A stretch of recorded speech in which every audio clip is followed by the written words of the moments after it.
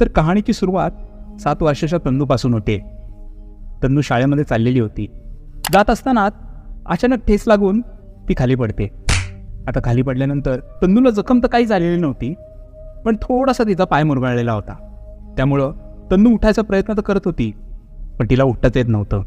अशामध्येच आता तन्नू लहान असल्यामुळे तिला रडू येऊ लागतं. तेवढं ते खात तिच्या खांद्यावरती पडतो. तन्नू जशी मागं वळून बघते तेव्हा एक सावळ्याच्या रूपातली एक सुंदर बाई तिच्या मागं उभी असती.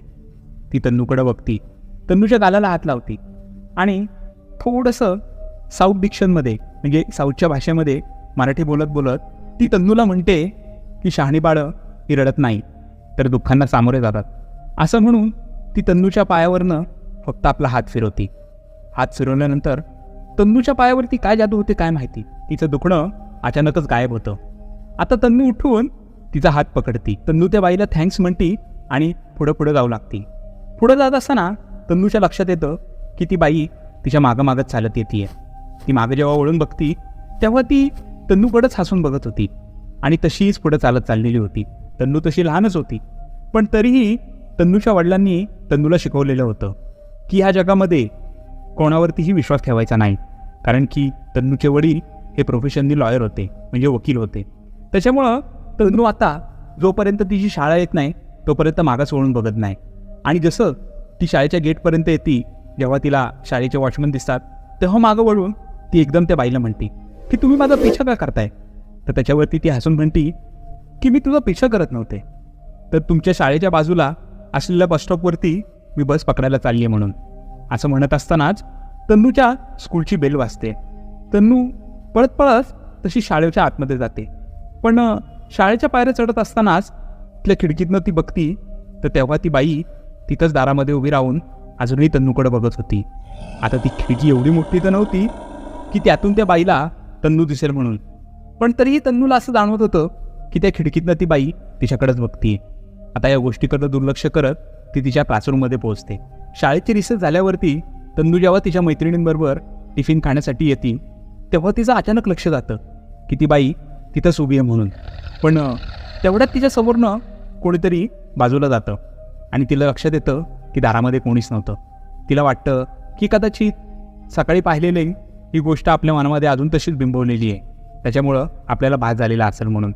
आता शाळेची मधली सुट्टी संपते आणि जशी तिची शाळेची सुट्टी होते तशी तन्नू आता घरी जायला निघते. आता ती एवढी लहान असताना शाळेतून एकटी ये जा का करते ह्याचं कारण तुम्हाला आता पुढं कळेल. आता स्कूल तन्नूच्या घरापासून थोडेसे जवळच होते, त्याच्यामुळं तन्नू ती चालत चालत पुन्हा आपल्या घराकडे निघालेली होती. पण चालत असताना तिला असं लक्षात येतं की तीच बाई कदाचित तन्नूचा पाठलाग करते असं तिला जाणवतं. आता हे जाणवल्यानंतर तन्नू जीवाच्या आकांताने घराच्या बाजूनी पळू लागते, पण तेवढ्यात समोरच्या बाजूनी एक रिक्षा येते. आता तन्नूला हे कळत नव्हतं आणि ती रिक्षाला धडकणार तेवढ्यातच ती बाई पुन्हा येऊन तन्नूला वाचवते. आता तन्नूच्या हे लक्षात येत नाही की तिला जाणवत होतं की ती बाई कदाचित तिच्या मागणं येते, पण त्या बाईनी पुढनं येऊन तिला कसं काय वाचवलं. पण आता त्या बाईने आपला जीव वाचवलेला आहे.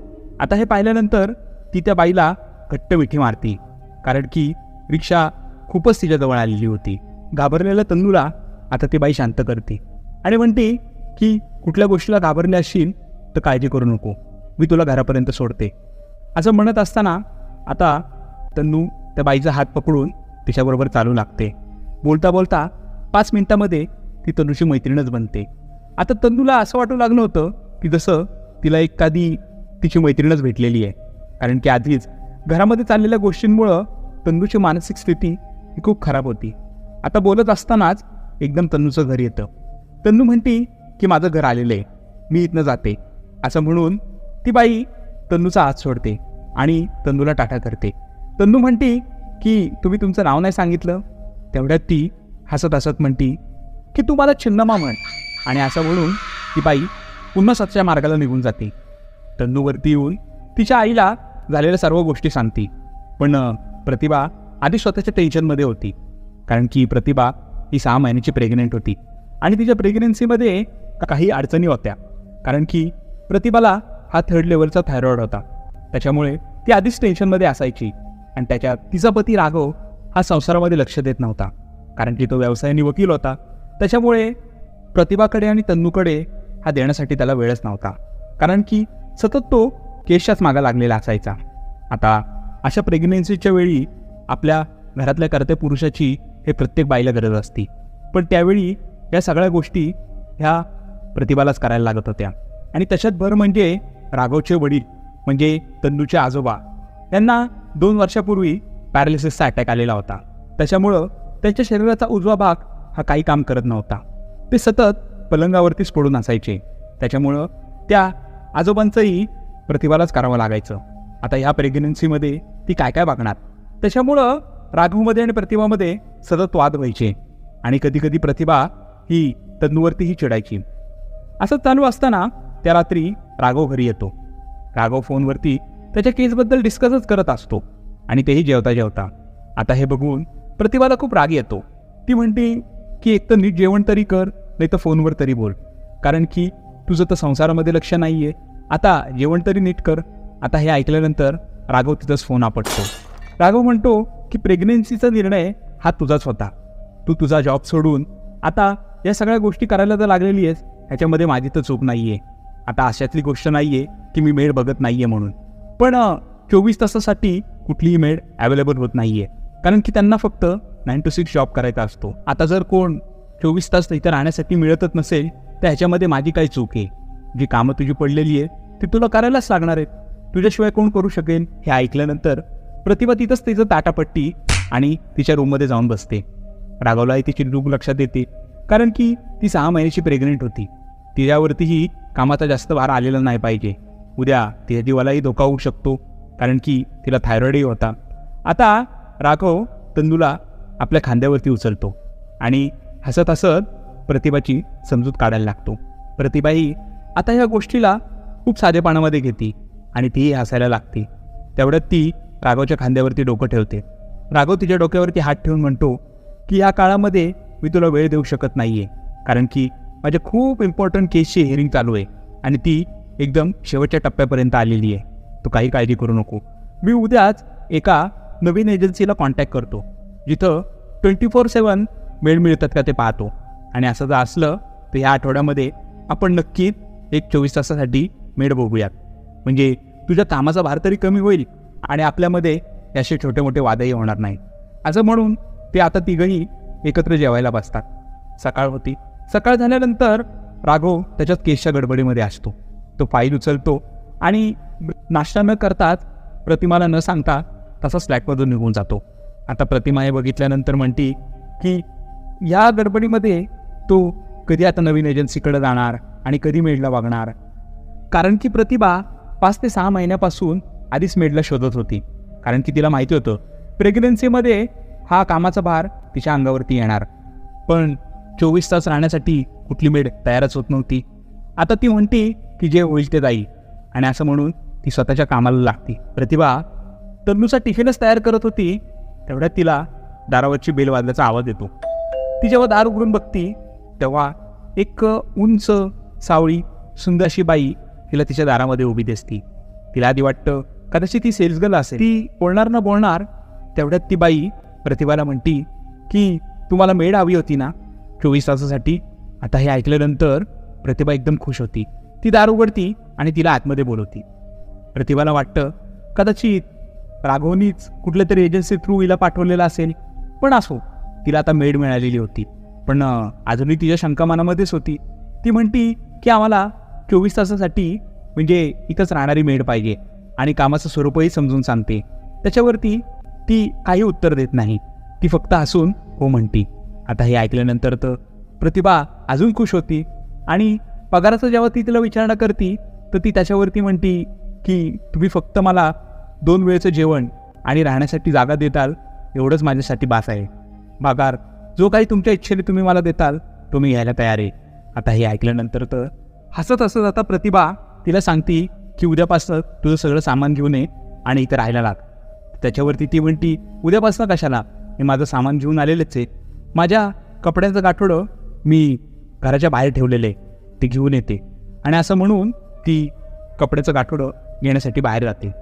गाठोडे घेऊन जशी ती घरात येते ना येते, तन्नू रूमच्या बाहेर येते आणि त्या बाईला बघून म्हणती, छिन्नम्मा. आता प्रतिभा एवढी खुश झालेली होती की त्या बाईचं तिने ॲड्रेस विचारला नाही, ती कुठं राहते ते विचारलं नाही, तिचं संपूर्ण नाव विचारलं नाही. पण आता काय करायचं, बायका म्हटलं तर बायका, नवऱ्यापेक्षा जास्त बायकांचा जीव ह्या कामवाल्या बायकांवर असतो. असो, आता प्रतिभा हे नाव ऐकल्यानंतर तन्नूला म्हणती, तू कशी काय ह्यांना ओळखती? तेव्हा तन्नू सांगती की काल मला ॲक्सिडेंटपासून या छिन्नम्मांनीच वाचवलेलं होतं. आता हे ऐकल्यानंतर तर प्रतिभा अजून खुश होती. प्रतिभा त्यांना बघून म्हणती की आजपासनं मी तुम्हाला छिन्नम्माच म्हणणार. त्याच्यावरती ती होकार देते. ती तिचं सामान घेऊन आतल्या बाजूला ठेवती. ही छोटीशी मेडसाठी बनवलेली खोली होती. आणि त्याच्यानंतर प्रतिभा आता छिन्नम्माला हळूहळू आपलं सगळं घर दाखवू लागते की एक एक काम हे तुला कसं करायचं आहे म्हणून. सगळं काम संपल्यानंतर आता छिन्नम्मा तन्नूला शाळेमध्ये सोडण्यासाठी जाते. शाळेतनं सोडून आल्यानंतर ती जेव्हा प्रतिभाकडे येते तेव्हा प्रतिभा भाजी चिरत असते. तेवढ्या छिन्नम्मा येऊन तिच्या हातात ती भाजी ओढून घेते आणि म्हणती, आता तुम्ही मला कामाला ठेवलेले ना, आता जाऊन तुम्ही फक्त आराम करा, कारण की तुम्हाला काळजी तुमच्या मुलाची असली पाहिजे. ती म्हणती की मुलगाच कशाला, मुलगी का नाही होणार? तर असं म्हणून छिन्नम्मा तिरक्या नजरेने प्रतिभाकडे बघती आणि म्हणती, तुम्हाला नक्कीच मुलगा होणार. आणि असं म्हणून ती प्रतिभाच्या पोटाकडे बघती. प्रतिभाला थोडंसं चुकीचं वाटतं, कारण की तिची ती पोटावरची नजर ही चांगली नव्हती. पण असो, ती त्या गोष्टीकडे दुर्लक्ष करते. आता प्रतिभाला फक्त आराम करण्याची गरज होती. पण प्रतिभा बघती की छिन्नम्मा ही कामामध्ये जास्तच प्रमाणामध्ये फास्ट होती. म्हणजे सगळी कामं ही खूप लवकर लवकर करत होती आणि ती अशी वागत होती जसं की तिला या घराबद्दल सगळं माहिती आहे. कारण की समजवलेले काम आणि तिचं केलं जाणारे काम ह्याच्यामध्ये खूप फरक होता. म्हणजे आजोबांचे टॉयलेट बाथरूम साफ करण्यापासनं, त्यांचे कपडे धुण्यापासनं, त्यांना उठून खायला घालण्यापासनं सगळ्या गोष्टी ती आपोआप अशा करत होती की जसं तिने आधी ह्या गोष्टी होताना पाहिलेल्या आहेत. पण तरी पण प्रतिभा म्हणती की कदाचित ही गावाकडची असेल आणि गावाकडच्या लोकांना या कामाची सवय असते, त्याच्यामुळं तीही त्याच्याकडे दुर्लक्ष करते. आता असं करता करता संध्याकाळ होती आणि राघव घरी येतो. राघवला घरी आल्यानंतर प्रतिभा पहिली दारातच म्हणती, थँक्स, नवीन एजन्सीला तू कॉन्टॅक्ट केल्यामुळं आपल्याला मेड मिळाली म्हणून. आता हे ऐकल्यानंतर राघवला थोडंसं विचित्र वाटतं. तो म्हणला की मी तर सकाळी जाताना विसरूनच गेलो होतो त्या एजन्सीमध्ये जायचं, मग मेड कुठून आली? तेवढ्यात राघवचं लक्ष हे छिन्नम्माकडे जातं. छिन्नम्मा ही साऊथ ब्युटी होती, म्हणजे साऊथच्या जशा हिरोईन असतात तसे. तिच्या डोक्यावर लावलेलं ते लाल कुंकू, त्याच्यावरती तिचे ते सावळे रूप, तिने लावलेला तो केसांमधला गजरा आणि तिचा अत्तराचा मत्यधुंद करणारा तो सुवास. राघव आता छिन्नम्माला बघून एका क्षणामध्ये प्रेमामध्येच पडतो. पण छिन्नम्मा राघवच्या डोळ्यामध्ये बघत नव्हती, तर त्याच्याकडं न बघता बघताच घरात ती कामं करत होती. राघव आता फ्रेश होण्यासाठी बाथरूममध्ये जातो, पण तरीही त्याच्या मनामध्ये छिन्नम्माचेच विचार येत होते. फ्रेश होऊन तो डायनिंग टेबलवरती येऊन बसतो. छिन्नम्माचे विचार तर त्याच्या मनामध्ये घोळतच होते. तेवढ्यात त्याच्या समोर येऊन प्रतिभा बसते आणि त्या दोघांच्याही समोर आता छिन्नम्मा आणून चहा ठेवते. राघव प्रतिभाकडे बघत बघत चहाचा एक घोट घेतो आणि चहाचा एक घोट घेतल्यानंतर त्याच्या लक्षात येतं की त्याला तसा चहा पाहिजे तसा चहा छिन्नम्माने केलेला होता. आता छिन्नम्माने तो चहा कसा केलेला होता ते तुम्हाला पुढं कळेल की ह्या परिवाराची आवडनिवड छिन्नम्माला कशी माहिती होती. चहाचा कप खाली ठेवत आता आपल्या वकिली स्वरूपामध्ये राघव छिन्नम्माला विचारतो की तू कुठल्या एजन्सीकडून आमच्या घरामध्ये काम करण्यासाठी आली आहे? तर त्याच्यावरती छिन्नम्मा म्हणती की मला बाहेरनं कळलेलं होतं की तुम्हाला 24 तासासाठी मेड पाहिजे म्हणून. माझ्याकडं राहायला घर नव्हतं, त्याच्यामुळं मी तुमचा पत्ता शोधत शोधत इथपर्यंत आलेली. आता ही गोष्ट ऐकल्यानंतर राघवची तर तळपायची आग मस्तकाला जाती. तो म्हणतो की मी अशा कुठल्याही अनोळखी बाईला माझ्या घरामध्ये राहून देणार नाही, तू इथून निघून जा. पण प्रतिभा त्याचा हात धरून त्याला थांबायला लावती. ती म्हणती ती कामामध्ये खूप छान आहे आणि आपल्याला नाहीतरी कोण मेळ मिळतच नव्हती ना, ही चांगली दिसतीये, तिला राहून देत. त्यावेळी ती छिन्नम्माला म्हणती जा आतमध्ये कामाला जा. पण राघव तिची एकही गोष्ट ऐकत नाही. तो छिन्नम्माला पुन्हा आवाज देतो आणि तो म्हणतो की तुझ्याकडं तुझे राहते डॉक्युमेंट्स तरी असतील. हे शब्द ऐकल्यानंतर आता छिन्नम्मा हसत हसत तिच्या रूममध्ये जाते आणि तिथे जाऊन तिचं आधार कार्ड घेऊन येते. आधार कार्ड छिन्नम्मा राघवच्या हातामध्ये ठेवते. राघव त्या आधार कार्डचा नंबर त्याच्या फोनवरती पाहतच होता तेवढा त्याच्या लक्षात येते की चिन्नमाच्या पायाचं एक बोट त्याच्या तळव्याला स्पर्श करते म्हणून. त्या स्पर्शाने राघव आता एकदम सुखावलेला होता. तो फोनमध्ये काय करतोय हे त्याला काहीच समजत नव्हते. इथं चहाचा घोट घेत घेत प्रतिभा चिन्नमाला रात्री जेवणासाठी काय करायचं हे सांगत होती. पण इथं चिन्नमाचं आणि राघवचं वेगळंच काहीतरी चाललेलं होतं. राघव त्याचा फोन तिथं स्टेबलवरती ठेवून त्याच्या रूममध्ये निघून जातो आणि प्रतिभा आणि चिन्नमाची इथं स्वयंपाकावरनं गोष्टी चाललेल्याच होत्या. पण आता राघवचं काय? कारण की राघवला तो स्पर्श आता पुन्हा हवा होता. त्याला सारखं सारखं चिन्नमाच्या जवळ जावंसं वाटत होतं. हा विचार करत तो जेव्हा खुर्चीवरती बसलेलाच होता तेवढ्या तिथं चिन्नमा येते आणि म्हणती, साहेब तुमचा फोन तुम्ही बाहेरच विसरलेला होता. आणि असं म्हणून चिन्नमा राघवच्या हाताला हात लावते. आता राघव अजून सुखावलेला होता आणि तोच तो क्षण होता तेव्हा राघवची आणि चिन्नमाची नजर एकमेकांना भिडते. ते दोघंही एकमेकांच्या प्रेमात पडल्यासारखे एकमेकांना पाहत होते. तेवढ्यात प्रतिभा चिन्नमाला आवाज देते आणि चिन्नमा घाई गडबडीमध्ये तिचा पदर सावरत सावरत रूमच्या बाहेर पडते. राघव तसाच स्तब्ध खुर्चीवरती बसलेला होता. रात्री जेवणाची वेळ होती. सर्वात पहिल्यांदा आजोबांना जेवण दिल्यानंतर बाकीचे सगळे जेवण करायचे. त्याच्यामुळं जेवण घेऊन चिन्नमा आजोबांच्या रूममध्ये जाते. तेवढ्यात प्रतिभाला लक्षात येते की जेवणाच्या आधीची गोळी ती घ्यायची विसरली आहे. म्हणून ती घाई गडबडीमध्ये उठते आणि तिच्या रूमकडे जाऊ लागते. पण तेवढ्यात तिला आजोबाच्या रूममधून काहीतरी गुरगुरल्याचा आवाज येतो. ती जेव्हा दार उघडून पटकन बघती तर तेव्हा चिन्नमानी आजोबांना मिठीत घेतलेलं प्रतिभाला दिसतं. प्रतिभा ओरडते. ती म्हणते की काय चाललंय? तर तेवढ्यात चिन्नमा तिचा पदर सावरत म्हणती की आजोबांना मी जेव्हा उठवलं तेव्हा त्यांचा अचानक तोल गेला म्हणून मी त्यांना सावरण्यासाठी माझ्या जवळ घेतलं होतं. आता हे ऐकल्यानंतर प्रतिभा चिन्नमाला काहीच रिॲक्शन देत नाही. ती चिन्नमाला म्हणती की जेवण झाल्यानंतर आजोबांना आठवणीने त्यांची औषधं दे. आणि असं म्हणून प्रतिभा आता तिची औषधं घेण्यासाठी तिच्या रूममध्ये निघून जाते. आता रात्र होते. इकडं राघवच्या मनामध्ये चिन्नमाचे विचार ह्या अदनमधनं येतच होते. पण तरीही त्याला त्याच्या कामावरती लक्ष द्यायचं होतं म्हणून तो फायदे चाळत राघव काम करण्याचा प्रयत्न तर करतच होता. पण तरीही त्याचं मन लागत नव्हतं. शेवटी तो कंटाळून अंगावर पांघरून घेऊन झोपून जातो. तन्नू तिच्या रूममध्ये झोपलेली होती. रात्रीचे किमान 2 ते 3 वाजलेले असतील. तेवढ्यात ती बाथरूमला जाण्यासाठी बाहेरच्या बाथरूममध्ये येते. ते कॉमन बाथरूम होतं. बाथरूम झाल्यानंतर स्टूलवरती उभं राहून जेव्हा तन्नू तिचे हँडवॉश करत होती तेवढ्यात बाथरूमचं दार हे हलकंसं उघडलं गेलं आणि तिने आरशामध्ये जे पाहिलं ते खूप भयानक होतं. एक पांढऱ्या केसाची सावळी बाई ही तन्नूकडं हसूनच बघत होती. तन्नू जेव्हा ही बघती तेव्हा तन्नू जोरात ओरडते. तिचं ओरडणं ऐकून ती म्हातारी बाई पुन्हा ते दार लावती आणि अवघ्या 2 ते 3 सेकंदामध्ये चिन्नमा त्या बाथरूमच्या आतमध्ये येते. तेही तिचं कुंकू सावरत सावरत. आणि तिथं येऊन ती तन्नूला म्हणती की काय झालं? तर तेवढ्यात तन्नू म्हणती की मी एका विक्राळ बाईला म्हणजे चेटकिणीला बघितलं. आवाज ऐकून राघव आणि प्रतिभाही आता बाथरूममध्ये आलेले होते. पण त्यांना वाटतं की कदाचित तिने काहीतरी स्वप्न बघितलेलं असेल. प्रतिभा तन्नू आपल्या रूममध्ये झोपण्यासाठी घेऊन जाते. आता इथं तन्नू खूप घाबरलेली होती. ती प्रतिभाला मिठी मारून म्हणते की आपल्या घरात कोणतरी आलेलं आहे. तर त्याच्यावरती प्रतिभा हसून तन्नूला म्हणती की आपल्या घरात फक्त चिन्नमा आलेली आहे. आता चिन्नमाचे नाव ऐकल्यानंतर राघवच्या मनात पुन्हा चिन्नमाचे विचार येऊ लागतात. तर मित्रांनो, ही चिन्नमा कोण आणि यक्षिणीचा आणि तिचा काय संबंध आणि ती राघव आणि प्रतिभा यांच्या आयुष्यामध्ये कशासाठी आली आहे हे बघूयात आपण पुढच्या भागामध्ये. तोपर्यंत बाय.